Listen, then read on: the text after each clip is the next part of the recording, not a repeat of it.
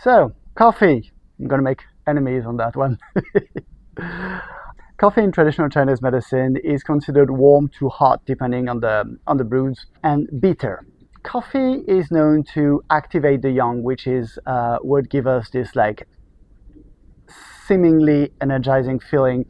But basically, what it does, it makes your yang float. So it kind of like separates a little bit the yin and yang, not completely. Otherwise, it's basically separating completely. Yin and yang is death. So not to that extent, but it will create like a floaty quality to the yang qi. It will also activate the liver, so it can actually alleviate some qi stagnation in the liver, which is why a lot of people research it, because it basically like makes you feel like, oh, I'm a little more like open, expansed, and qi is flowing a little better. I don't feel as like contracted and constricted by this liver qi, but it's completely temporary and fake, or at least like it's just does it for a very short amount of time. That's why you want another coffee. It's a little bit like cigarettes. So basically, it only alleviates the stress that it creates. Also, the bitter quality of coffee means that it's gonna drain the yin over a long period of time. So basically, it creates more and more separation between yin and yang. Basically, the yin wants to like anchor the yang to like preventing from floating, and if you make the yang float and you drain the yin, that means that there is less and less of this like heavy tendency in the body that will like allow the qi to sink down, and so the yang stayed anchored. So the less there is yin, the more the yang will have this tendency to float. Basically, only have the possibility to be stressed, to be active and energetic. So coffee is basically stressing you out and only helping by increasing the level of stress, and we feel like we have more energy to do stuff. We're just buzzing. And if there is any internal art practitioners, Taiji or meditation, if you take a few coffees, even tea actually, and got to a point where you feel that buzz and you try to like sink your qi down or just let it drop down through your body, you realize that it's almost mission impossible. At least I know for me, if I like drink too much coffee at one point, Tai Chi is just not a thing that I can do anymore. So the problem with this yang floating and this yin qi being less and less tonified or less and less present is that basically this floating yang will give us this sensation that we still have energy to do things, and the more we keep doing while we're already tired, the more we have to basically tap into reserves, and the yin is gonna suffer from it.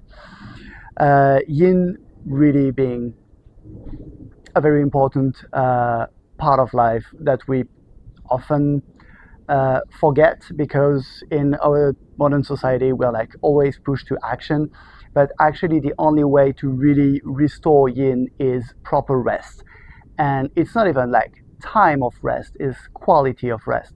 So even like sitting in the couch watching TV is not actual quality of rest, because the mind is still racing. So the problem again with coffee is that it's gonna make the yang float, let the mind believe that everything is all right, that the body can follow, and will deplete the body more and more, and will prevent us from getting a high quality rest that we need to gather this yin back and return to health.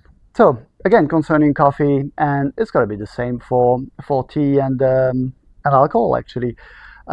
Coffee, tea, alcohol, they're not bad in themselves. It's again like what quantity you can absorb as you, meaning it's going to have a different effect on different people, and it has to be a very individual prescription for yourself.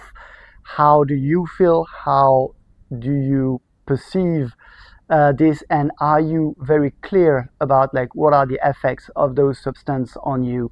And it's actually much harder than we think, because there is also a dimension of pleasure that is put into the equation. We like the taste, we are used to the taste, and we like the buzzy feeling. It feels quite invigorating. So when you try to see like how much coffee you can get and how much you can basically live with, uh, try really to stop it for a while, see how it affects you, and then especially when you start having it again, then be very observant on the qualities of the feeling inside. Judge it for yourself. Like, this is not something that anyone can really tell you about.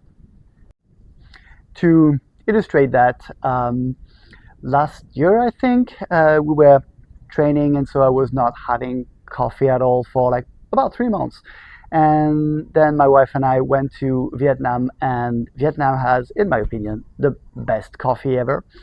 And so decided to treat ourselves and have one of these nice Vietnamese coffee with condensed milk. So uh, like twice the stimulant, because coffee plus sugar is definitely like a combination that no one should ever have, at least not in excess. And so I didn't have coffee for a good 3 months, and I really had like feeling that my chi was quite settled. And I had this one coffee, and we took a taxi to go see my sister and her family. And I realized in the taxi that I could not stop talking, which is not exactly what what I am like, or who I am normally. And I really realized, like, okay, that substance, especially when I haven't had it for a while, I can see like very clearly the effect it has on me. And I could like really feel like, okay, the buzzing is like on the upper part of the body. Something is like pushing towards the brain, and it stimulates the brain. And it just gave me this verbal diarrhea, and I was talking about probably nothing interesting and making stupid jokes, which is my habit, but just way more than usual. So try to observe really how it affects you and decide for yourself again.